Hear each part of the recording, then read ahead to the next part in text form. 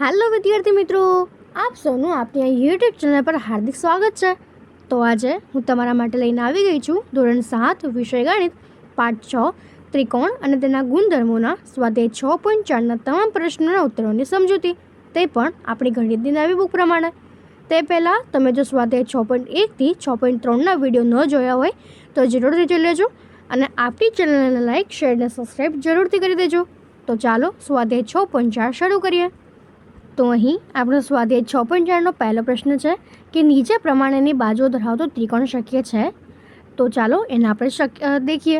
તો પહેલું જે છે તેમાં બાજુઓ આપી છે 2 સેમી, 3 સેમી અને 5 સેમી। તો હવે આપણે જાણીએ છીએ કે ત્રિકોણની બાજુની લંબાઈનો સરવાળો એ ત્રીજી બાજુની લંબાઈ કરતાં વધારે થવો જોઈએ। તો આપણે અહીંયા બે બાજુઓ જે છે તો એક લઈ લઈએ 2 અને 3, તો એનો સરવાળો જે છે એ ત્રીજી બાજુ કરતાં વધારે થતો નથી, માટે અહીં જે 3 + 5 છે એ 2 કરતાં વધારે થાય અને 5 + 2 છે એ પણ 3 વધારે થાય। તેથી આપેલી બાજુવાળો ત્રિકોણ જે છે એ શક્ય નથી, કારણ કે જે પહેલી બે બાજુઓ છે એ ત્રીજી બાજુથી વધારે નથી। એ જ પ્રમાણે એનો બીજી જે આપણે માપ આપ્યા છે તે છે કે 3 સેમી, 6 સેમી અને 7 સેમી। તો આપણે સૌપ્રથમ પહેલી બે બાજુ લઈએ 3 + 6, તો તે થશે 9 કે જે 7 કરતાં વધારે છે। એવી જ રીતે બીજી બે બાજુ લઈએ 6 + 7, તો તે થશે 13 કે જે 3 કરતાં વધારે છે। અને એવી જ રીતે 7 + 3, તો તે થશે 10 કે જે 6 કરતાં વધારે છે। માટે આપેલી બાજુઓવાળું ત્રિકોણ જે છે એ શક્ય બનશે।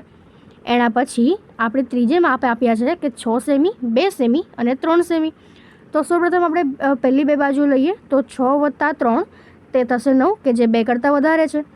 એવી જ રીતે 3 + 2 5 કે જે 6 કરતાં વધારે નથી। તો અને બીજું કે 2 + 6 એટલે 8 કે જે 3 કરતાં વધારે છે। તો અહીં જે બે બાજુ 3 + 2 એ 6 કરતાં વધારે નથી, તેથી આ ત્રિકોણ શક્ય નથી।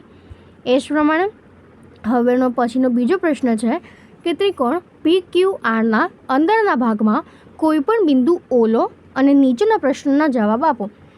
તો અહીં આપણને કીધું છે કે જો આપણે એક આ ત્રિકોણ લઈએ, ત્રિકોણ PQR, અને એમાં વચ્ચે કોઈક બિંદુ આપણે લીધું O, તો પછી કીધું છે કે ત્રિકોણ PQRના અંદરના ભાગના બિંદુ Qને ત્રિકોણના ત્રણેય શિરોબિંદુઓ સાથે જોડો। તો આપણે આ રીતે જોડી શકીએ। તો હવે એનો પહેલો પ્રશ્ન છે, શું OP + OQ = PQ છે? તો આપણે દેખી શકીએ કે હા, ત્રિકોણ POQ એ ત્રિકોણ રચે છે। માટે આપણી શરત હતી કે ત્રિકોણની કોઈપણ બે બાજુનો સરવાળો એ ત્રીજી બાજુ કરતાં વધારે હોવો જોઈએ। તો અહીં જે OP અને OQ છે એનો સરવાળો એ PQ કરતાં વધારે થાય, માટે તે ત્રિકોણ બનાવશે। એવી જ રીતે એના પછીનો બીજો પ્રશ્ન છે કે OQ અને OR, તો OQ અને OR એનો સરવાળો એ RQ કરતાં વધારે છે, માટે તે પણ ત્રિકોણ રચશે। અને ત્રીજું છે કે OR એટલે OR અને PR, OP એ PR કરતાં વધારે છે, તો માટે તે પણ ત્રિકોણ રચશે। માટે ત્રણેયના જવાબ હા થશે। હવે એના પછીનો આપણો ત્રીજો પ્રશ્ન છે કે ત્રિકોણ ABCની મધ્યગા AM છે। AB + BC + CA is greater than 2AM થાય।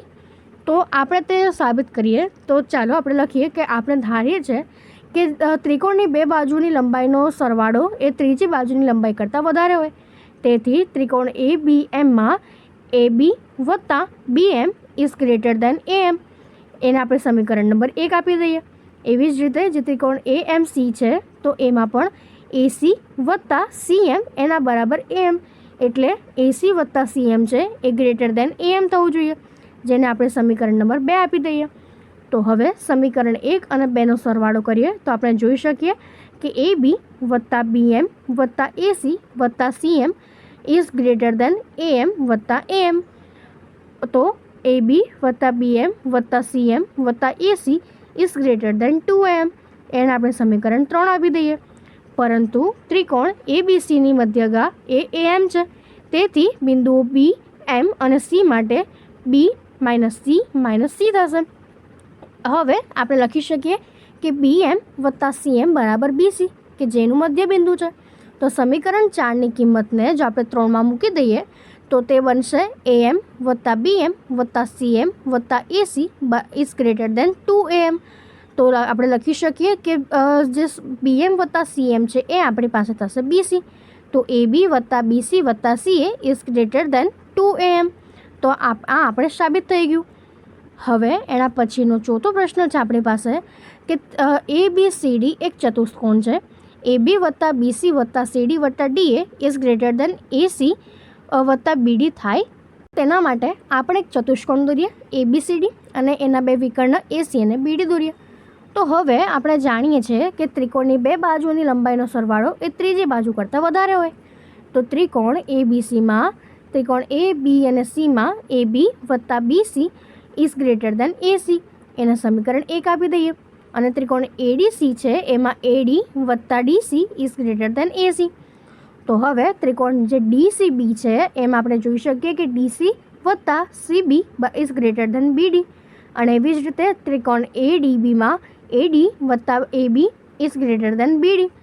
તો હવે સમીકરણ 1, 2, 3 અને 4નો સરવાળો કરી દઈએ તો તે આપણી પાસે થશે AB વત્તા BC વત્તા AD વત્તા DC વત્તા DC વત્તા CB વત્તા AD વત્તા AB is greater than AC વત્તા AC વત્તા BD વત્તા BD. તો આપણે લખી શકીએ કે AB વત્તા AB વત્તા BC વત્તા BC વત્તા CD વત્તા CD વત્તા AD વત્તા AD is greater than 2AC વત્તા 2BD. તો માટે 2AB વત્તા 2BC વત્તા 2CD વત્તા 2AD is greater than 2AC વત્તા 2BD. તો હવે આજે આપણને સમીકરણ મળ્યું એમાંથી આપણે બે કોમન કાઢી લઈએ. અને આપણે જો બંને બાજુથી બે કોમન કાઢીએ તો બે બાજુથી કોમન બે ઉડી જશે. તો માટે આપણી પાસે સમીકરણ બનશે કે AB વત્તા BC વત્તા CD વત્તા AD is greater than AC વત્તા BD. તો હવે એના પછીનો આપણો પાંચમો પ્રશ્ન છે કે ચતુષ્કોણ ABCD એક ચતુષ્કોણ છે. AB વત્તા BC વત્તા CD વત્તા DA is less than 2 times AC વત્તા BD થાય. તો આપણે એના માટેની જો સાબિતી લખીએ તો આપણે લખી શકીએ કે ચતુષ્કોણ ABCDમાં આપણે ત્રિકોણની બે બાજુઓની લંબાઈનો સરવાળો ત્રીજી બાજુની લંબાઈ કરતાં વધારે હોય. માટે ત્રિકોણ AOBમાં AB is less than OA વત્તા OB સમીકરણ 1. અને ત્રિકોણ OBCમાં BC is less than OB વત્તા OC સમીકરણ નંબર 2. ત્રિકોણ COD છે એમાં CD is less than OC વત્તા OD સમીકરણ નંબર 3. અને ત્રિકોણ AODમાં AD is less than OD વત્તા OA એના આપણે સમીકરણ 4 આપી દઈએ. તો હવે આ જે 4 સમીકરણ છે એનો આપણે સરવાળો કરી દઈએ. તો આપણે જોઈ શકીએ કે AB વત્તા BC વત્તા CD વત્તા AD is less than OA વત્તા OB વત્તા OB વત્તા OC વત્તા OC વત્તા OD વત્તા OD વત્તા OA. તો માટે AB વત્તા BC વત્તા CD વત્તા AD is less than 2 times OA વત્તા OB વત્તા OC વત્તા OD.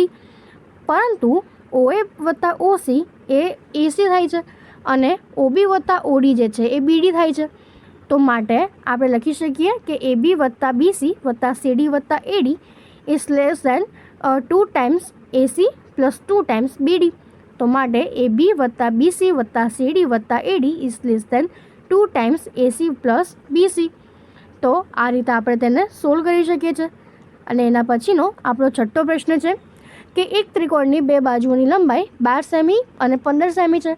ત્રીજી બાજુની લંબાઈ કયા બે માપની વચ્ચે આવવી જોઈએ? તો આપણે લખી શકીએ કે આપણે જાણીએ છીએ કે ત્રિકોણની બે બાજુની લંબાઈ એ ત્રીજી બાજુની લંબાઈ કરતાં વધારે હોય. આથી ત્રિકોણની બે બાજુની લંબાઈ આપણને આપી છે 12 અને 15 સેન્ટીમીટર. તેથી ત્રીજી બાજુની લંબાઈ તેના સરવાળાથી ઓછી હોવી જોઈએ. તો આપણે 12 વત્તા 15નો સરવાળો કરીએ તો તે 27 થાય.